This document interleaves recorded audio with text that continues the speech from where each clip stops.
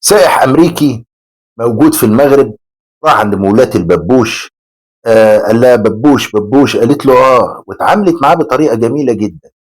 اتعاملت معاه اللي بقول لك عليه في المغاربه، ملوك محب وجاي بلدهم يقبلوا عليك، وانت عارفين انك جاي تشوف حاجات بتاعتهم وتراثهم وحاجاتهم اللي هم بيعتزوا بيها وايا كان حتى الببوش. فقالت له تعال، عايز تصور؟ عايز تصور تصور. عملت معاه بشكل راقي جدا لدرجه انهم، هو امريكا ومعاه واحده من فنزويلا وجايين الاثنين. تقول له خد امسك دي، توريك حتى ازاي تستمتع وتتصور مع الحاجه. شوف الفيديو واستنى عشان احكي لك تفاصيل مهمه. This is the best one. Best babouche in Morocco. Okay, everybody needs to come here. What's your name? Je m'appelle? هذا اليوتيوبر الإسباني قرر الذهاب إلى المغرب وسوف يصادف مرأة مغربية تبيع الحلزون. انظروا كيف كانت معاملتها معه، لكن السائح الإسباني سوف يجازيها على تعاملها الرائع. Salam alaikum. Babouche? Babouche? Okay. Thank you. Yeah. Okay, thank you. Can I see? مرحبا. Wow, it smells very good. Oh, nice. Okay, very good.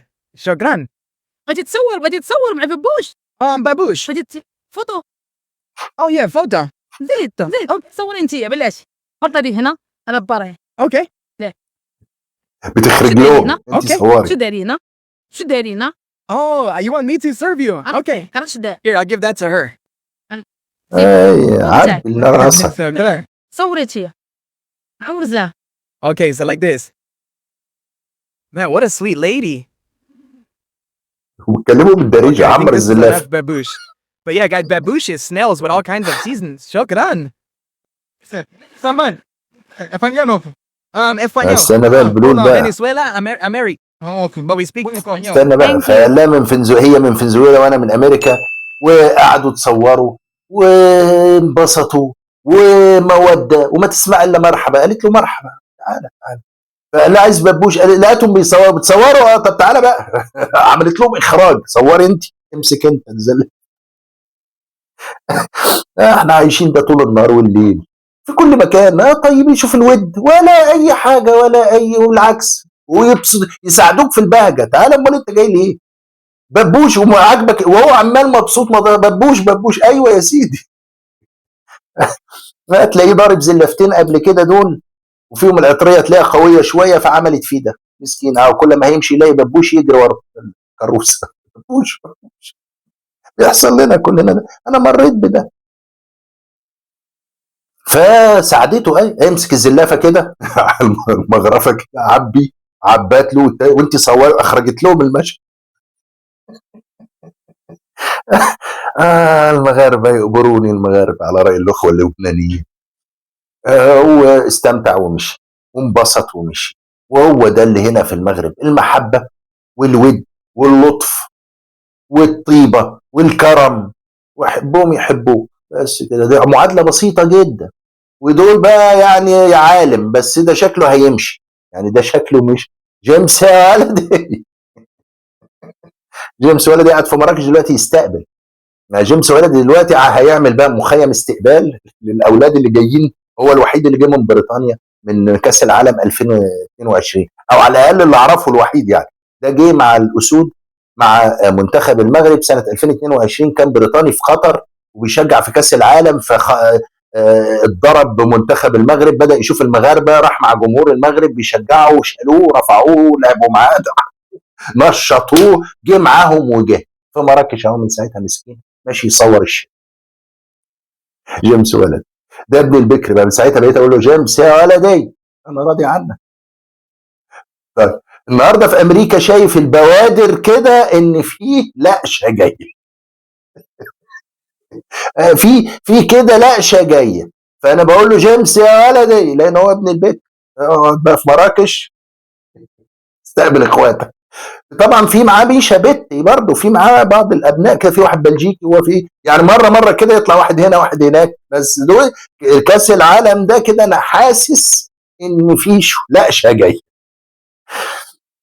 شيء جميل. المحبه اللي مهما قعدت انظر واقول لك، وحيث انه واذ انه والمحبه لا خالص. فيديوهات زي دي اوريها لك كده مع اللي انا عشته واللي انا اعرفه واللي انا شفته، تعرف يعني ايه المحبه. حبهم يحبوك وهتشوف العجب من اي مكان في العالم. حبهم واذكرهم بالخير هيحبوك. المغرب بلد يستاهل، ناس طيبين في حالهم. قول لي، هات لي اي مواطن في اي دوله في العالم، قول لي المغرب القاك بشر. اي دوله ايا كان، هات لي دوله على مستوى العالم قول لي المغرب رمالهم شر، عمل فيهم شر. حتى من يعض في المغرب بقاله 60 سنه، المغرب لم يقدم لهم الا الخير والاحسان الى اليوم، واليد الممدوده والخير الى اليوم. مش انا اللي بقول، روح شوف النصب التذكاري للشهيد في وهران او في الجزائر العاصمه الخازوق ده اللي هم عاملينه. اقرا الاسماء اللي عليه، نصها مغربي. الملك محمد الخامس الله يرحمه اكلهم وشربهم واواهم واستثناهم من القانون. استثناهم من القانون ده لحد النهارده.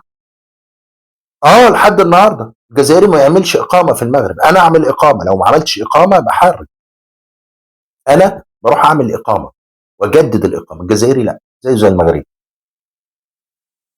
الجزائري يدخل المغرب بلا فيزا.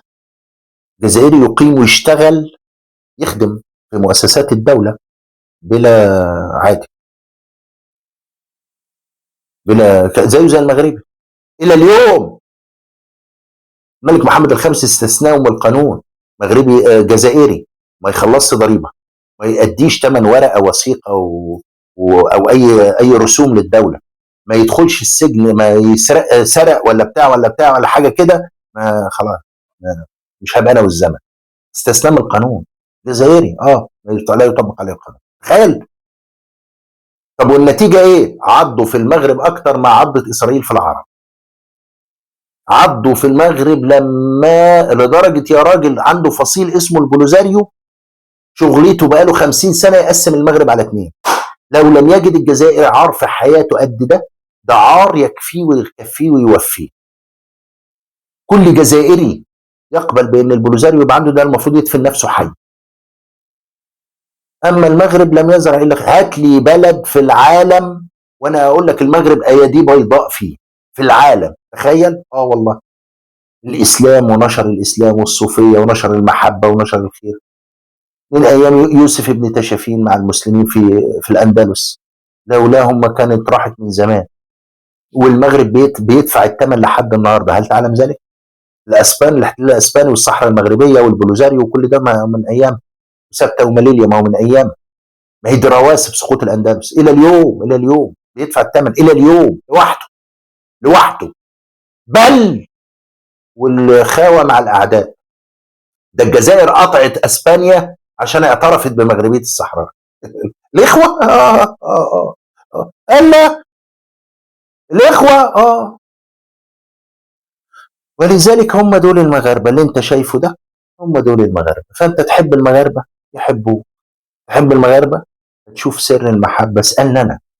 انت شفت اليومين اللي فاتوا، شوف سر المحبه اللي ما تعرفش بره. ورجاله ناس جدعان اوعى تخسرهم يا غبي ايا كنت. مدرب السنغال اترقص واتنطط وبلطج، شفناه لفه الايام. شرفه بقول لفه الايام وطنز عليه العالم كله وهو واقف يتفتش بوضعيه تايتانيك.